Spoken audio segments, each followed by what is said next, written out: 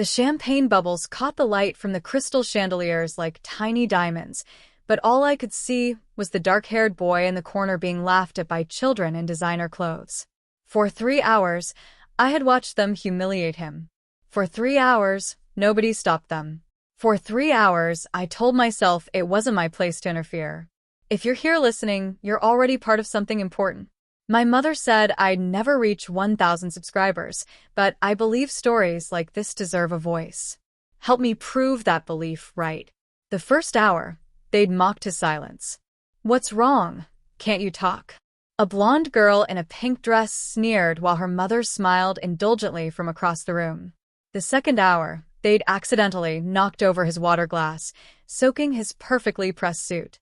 His father's men had appeared instantly with towels, but no adult addressed the children who giggled behind their hands.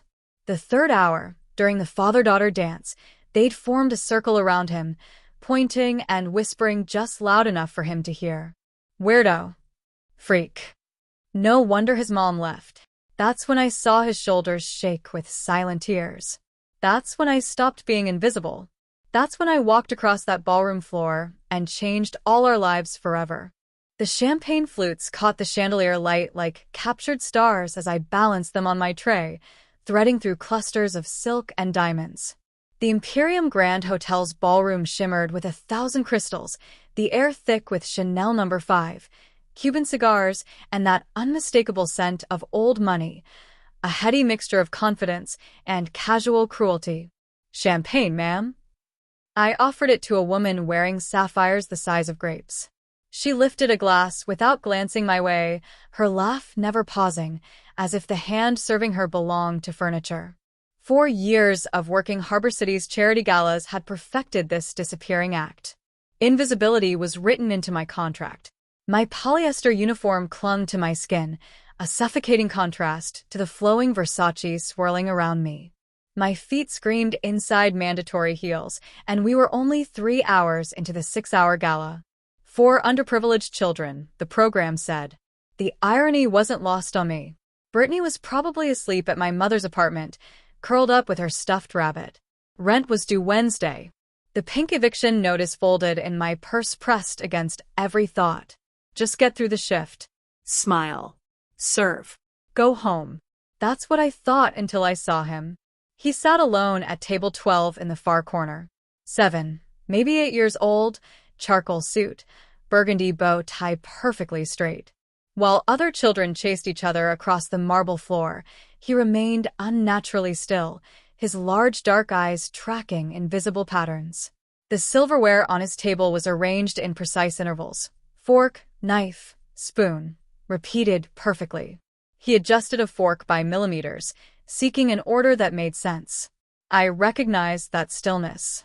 Brittany had carried it at Riverside Preschool before I'd pulled her out, before I'd learned that wealthy children practiced their cruelty on kids like mine. A blonde girl in a pink dress approached with 3 friends. She leaned over and scattered his silverware across the table. Oops.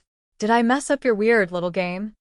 The boy froze, prey that knows it's been spotted.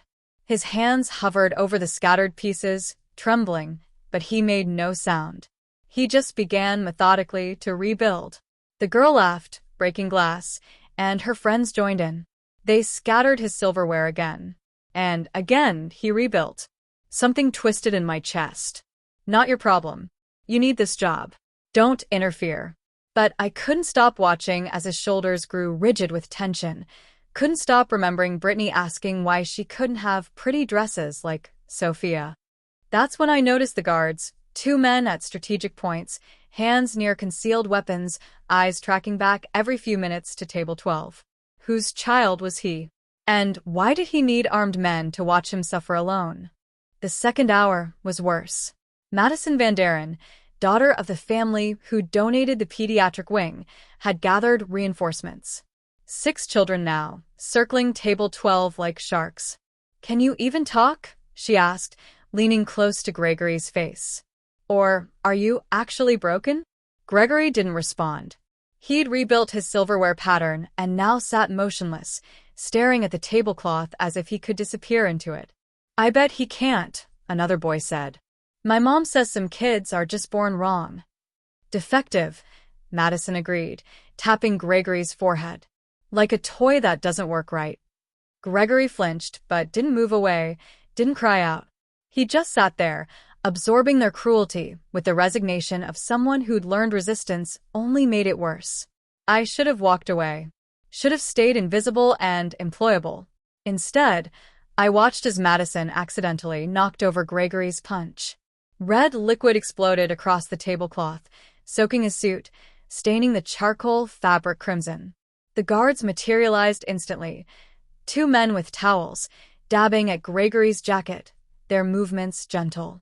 The boy sat motionless, letting them clean him like a doll. Madison's pack scattered, giggling. Their parents pretended not to notice. Champagne, I offered nearby, my voice steady despite the rage building inside. A woman took 2 glasses, glanced at Gregory being cleaned. Poor Belov. You'd think with all his money, he could put the boy somewhere appropriate.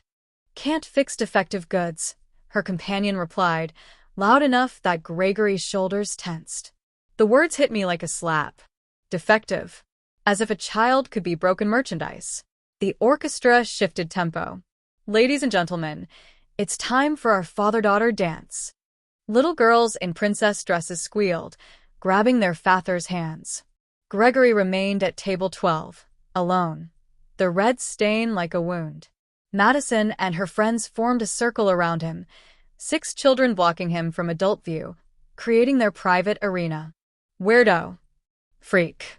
No wonder your mom left. Perfectly calibrated torture, just loud enough for him to hear, just quiet enough that dancing parents wouldn't notice. I watched Gregory's face, still motionless, as a single tear traced down his cheek. Something in me snapped.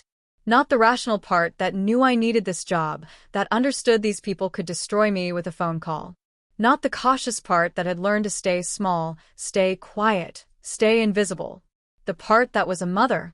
The part that knew what it felt like to watch your child hurt and feel powerless. The part that remembered Brittany crying herself to sleep after being excluded from Sophia's birthday party. That part set down my tray. That part straightened my apron. That part walked toward table 12 with every eye in the ballroom suddenly turning to watch. Because invisible women don't walk with purpose. And when they do, everyone notices.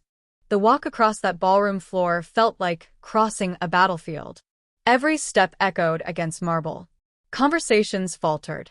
Champagne glasses paused. The orchestra continued playing, but human noise died completely. Because invisible people don't walk with purpose. Madison's pack scattered as I approached. The guards moved toward me, hands shifting beneath jackets, but I was already kneeling before Gregory's chair. Up close, I could see the tear track on his cheek, the red stains spreading across his suit, the tremor in his hands. His eyes, dark and impossibly large, fixed on a point past my shoulder, not meeting my gaze. "Hi," I said softly.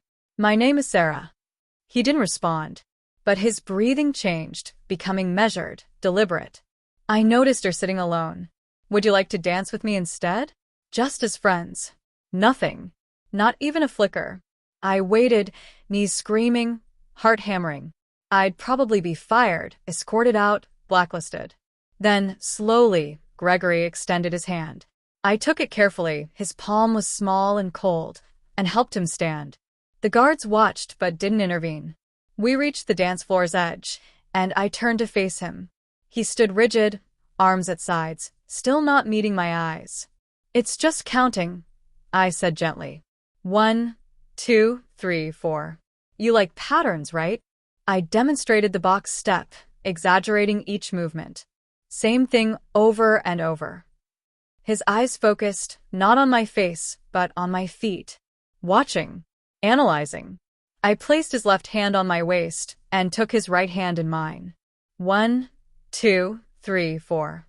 He stumbled initially, but by the second cycle, he'd found the rhythm. By the third, his feet moved with mechanical precision.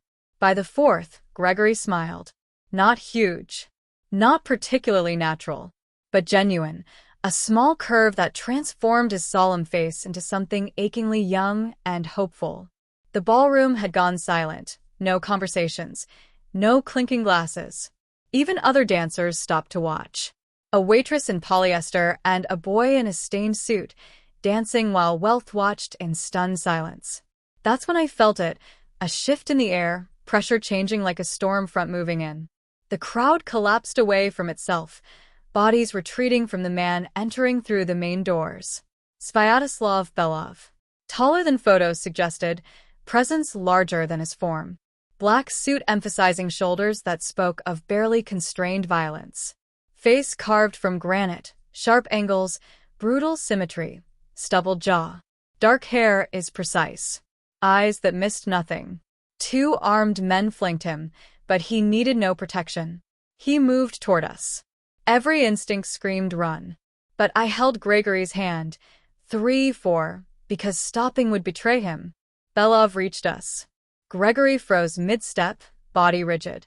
I forced myself to meet those dark, merciless eyes. He stared at me, assessing, calculating, determining what I was worth, whether I deserved violence or dismissal.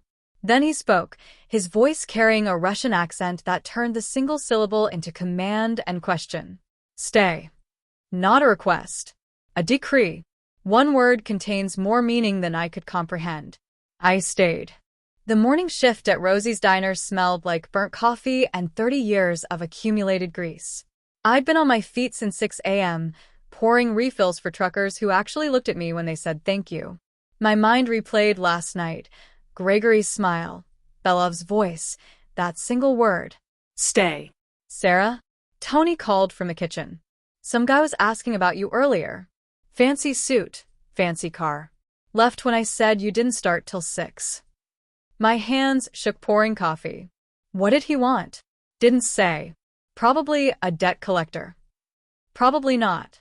The envelope waited at my apartment door after shift, priority mail, my name typed on heavy cardstock.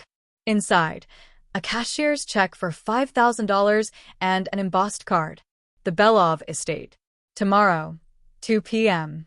This is not a request. $5,000. Brittany's preschool for 3 months. Overdue rent. Or a down payment on my funeral.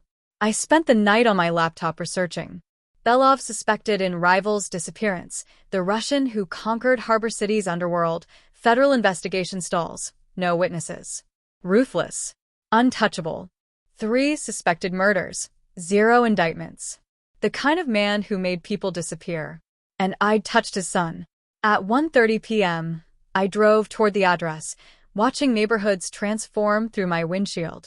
Cramped apartments became modest houses, then estates behind gates, then nothing but trees and walls.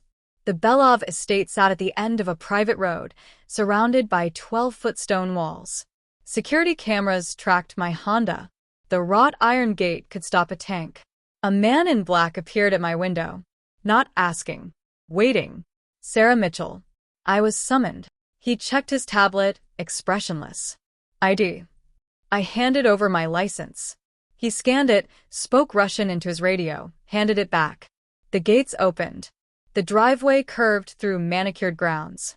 The mansion rose 3 stories, stone, dark windows, elegant and brutal. Armed men patrolled. More cameras. A fountain that probably cost my annual income. I parked my rusted Honda next to luxury vehicles that made it look like a toy. My hands gripped the wheel. I could turn around. Drive away. Keep the 5,000. Except Brittany's face floated in my mind. And Gregory's smile. And that word stay that had sounded less like command, more like plea. I got out. A stern woman in her 60s waited at the door, gray hair in a severe bun. Miss Mitchell. I am Mrs. Petrova. Mr. Belov is expecting you. The words felt like a sentence being read. I followed her inside, into the darkness of Sviatoslav Belov's world. The library was dark wood and leather, floor-to-ceiling shelves holding volumes in Russian, English, French. Books that had been read, not displayed. Behind a massive mahogany desk sat Sviatoslav Belov. Gregory's artwork covered the walls, pencil constellations, mathematical equations in a child's hand, watercolored geometric patterns. Each mounted in simple frames, displayed like masterpieces. Sit, Belov said. I sat, my second-hand blazer suddenly feeling like costume jewelry. He studied me with merciless eyes. Why did you dance with my son? Because nobody else would. That is fact, not motivation. What did you want? I wanted him to stop crying. Incomplete. You risked your employment, your safety. People know better than to notice certain children. Yet you touched him. Why? I'm a mother. I have a daughter who's been excluded for being poor. When I saw Gregory being mocked while sitting alone, I stopped. I couldn't watch that and do nothing. Something shifted in his expression. Acknowledgement. Do you understand who I am? Yes. Say it. You're Sviatoslav Belov. The news suspects you of murders they can't prove. People fear you. I met his eyes. But none of that changes the fact that your son was crying. Silence stretched. Then he stood, moving to the windows. Gregory has autism. Severe social communication difficulties. He is brilliant, exceptionally brilliant, but the world does not accommodate brilliance in forms it doesn't recognize. His hands clasped behind his back. I have tried everything. Therapists, specialists, expensive schools.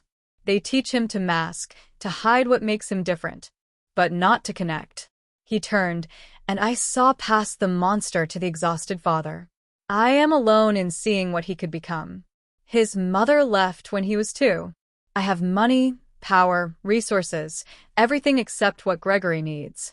Someone who sees him as a child, not a problem. And you think I'm that person? You are the first in 3 years who treated him like he matters. The weight of that settled over us. I am offering you a position. $20,000 per month. 3 days a week, flexible hours. Help Gregory navigate social situations. Be his companion, his bridge. He paused. Complete access to this estate. You report only to me. 20,000. 6 months of diner wages. But understand, working for me comes with risks. I have enemies. Anyone close to Gregory becomes a potential target. Your name is associated with mine. Your life changes in ways you cannot anticipate. I need time. You have until morning. Text your answer. He returned to his desk. If yes, start Monday. If no, keep the 5,000.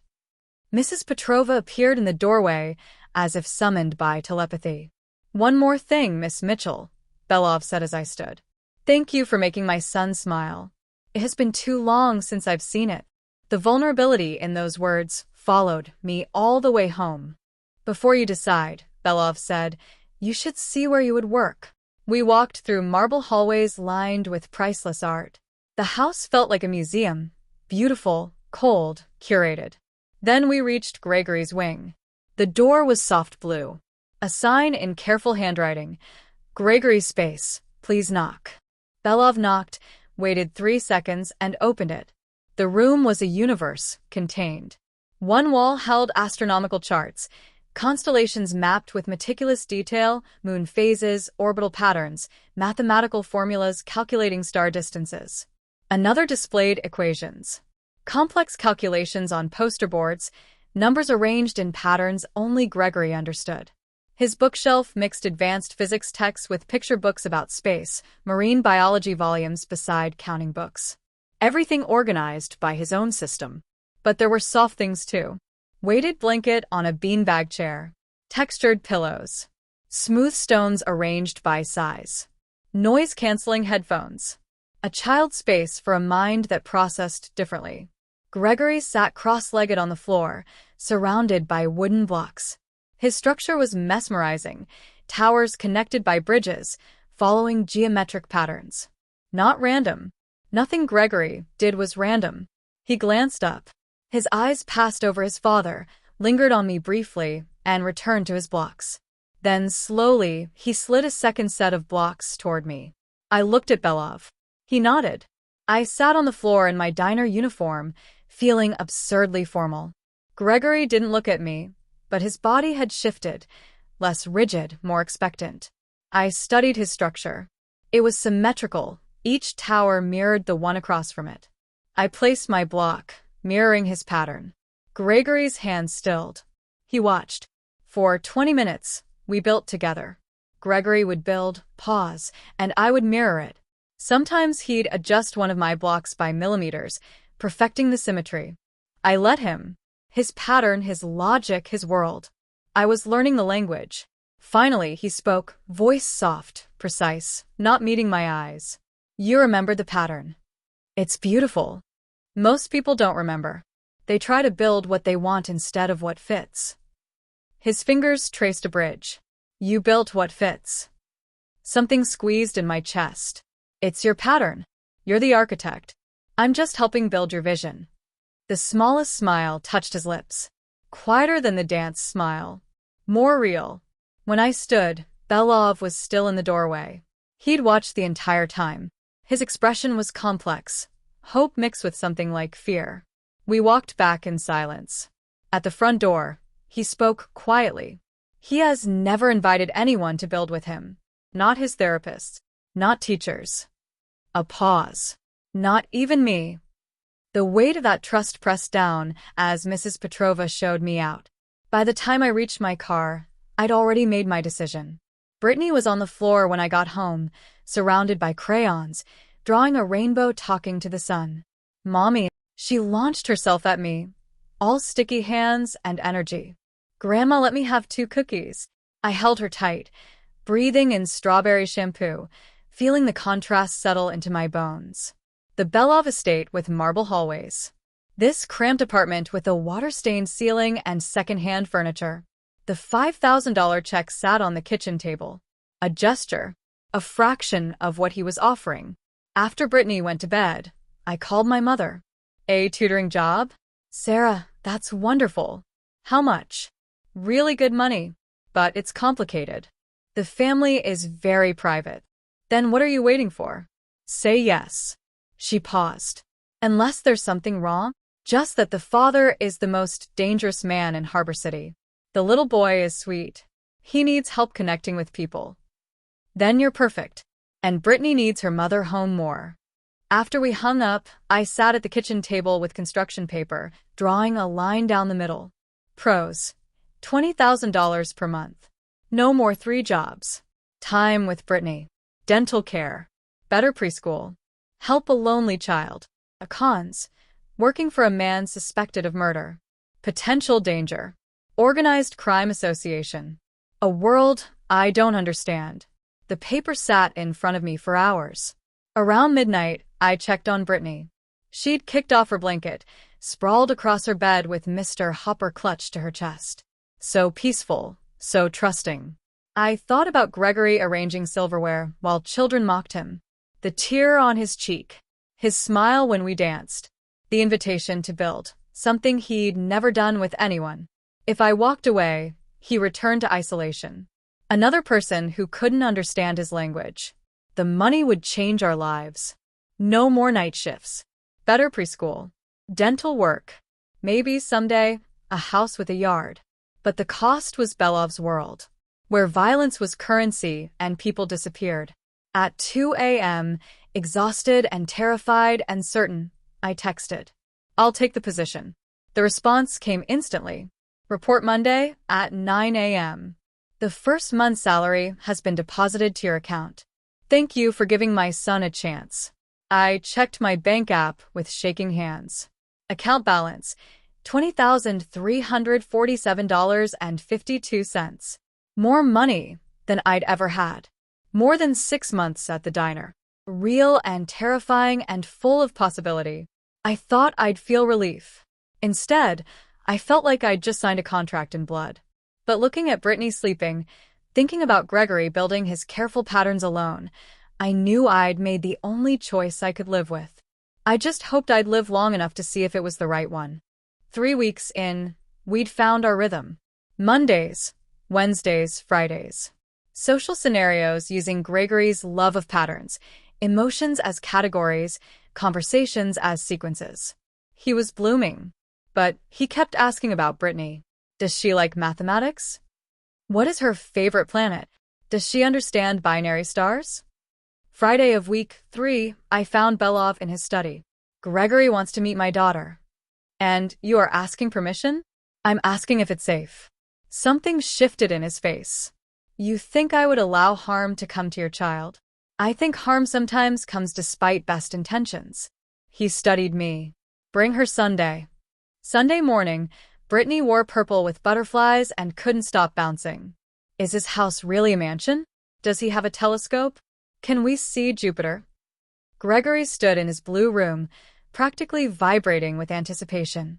When he saw Brittany, he froze. She walked right up. Hi, I'm Brittany. Sarah says you like stars. Me too. What's your favorite constellation? No hesitation, no judgment. Just a 5-year-old who liked stars. Orion. Because it has Betelgeuse, which is a red supergiant that will eventually, he stopped uncertain. That's super cool. Can you show me your telescope? For 2 hours, they created their own universe. Gregory explained magnification and light years. Brittany showed him glitter glue stars. They built a solar system with blocks. When Gregory got frustrated that Brittany put Saturn wrong, she said, "Oops, my bad." Moved it, kept building. Then Gregory laughed. Real, full, child's laugh when Brittany made Jupiter talk in a silly voice. The sound echoed like something precious and almost forgotten. Belov appeared in the doorway. His face cracked, just for a second, with pain mixed with joy. Mrs. Petrova brought tea on a cart with china and cookies. We sat on the carpet. A Mafia boss in a tailored suit, a waitress in jeans, 2 children with cookie crumbs, and there were just 4 people sharing tea and planet stories. When Brittany left for the bathroom, Belov moved beside me at the window. 3 years of therapists, he said quietly. None made him laugh. You've been here 3 weeks. It's not me. It's Brittany. She doesn't see him as broken. Neither do you. I turned. He was watching me with intensity that had nothing to do with Gregory's progress. Something in my chest tightened. This is not just a job anymore, is it? Before I could answer, Gregory, can I come back next Sunday? We didn't finish the Kuiper belt. Yes, Gregory said immediately, then looked at his father. She can come back, right? Belov's eyes never left mine. Yes, she can come back. The promise felt like more than Sunday visits. On the drive home, Brittany chattered about Gregory and stars and cookies, and I realized with equal parts terror and certainty that I wasn't just teaching a lonely boy anymore. I was building a family in the most dangerous place possible, and I couldn't imagine walking away.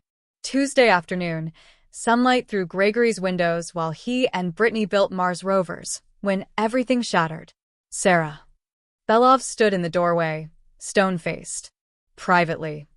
The walk to his study felt like a death march. The Kozlov family, making aggressive moves. 3 of my associates were targeted. Intelligence suggests they're looking for leverage. What does that have to do with me? Anyone close to Gregory becomes a target. That includes you and Brittany. The room tilted. What? I'm arranging immediate protection. Security. Armored transport. Safe house if necessary. Stop. I couldn't breathe. Because I showed compassion. My daughter is in danger? I will protect what is mine. She's not yours. She's 5. She shouldn't need armed guards because I danced with a lonely boy. Because you became family. His voice was cold steel. This is the reality. You didn't warn me about this. You said risks. Not that my daughter would be a target for Mafia war. What did you think would happen? You think my money comes from polite conversation? You chose this world. I chose to help a child. And now you must choose whether you can accept what protecting that child requires. I stared at him. How dangerous is this rival? Dangerous enough that I am willing to go to war to protect my family. You and Brittany are family now. I need to call my mother. My hands shook. Hi, honey. Brittany's having crackers. Is she okay? Of course. Why? Keep her inside today. Don't go to the park. After I hung up, silence stretched. 1 week, I said. You have 1 week to resolve this. If this threat isn't gone, Brittany and I walk away. New city, new names. I will not let her live in a war zone. He studied me. Reasonable. But understand, Once you are in my family, I do not let threats persist. The Kozlovs will be dealt with by week's end. Dealt with. You mean killed? Neutralized. How is it not your concern? It is if I'm complicit. You became complicit when you accepted my offer. No apology. Just the truth. The only question is whether you can live with it.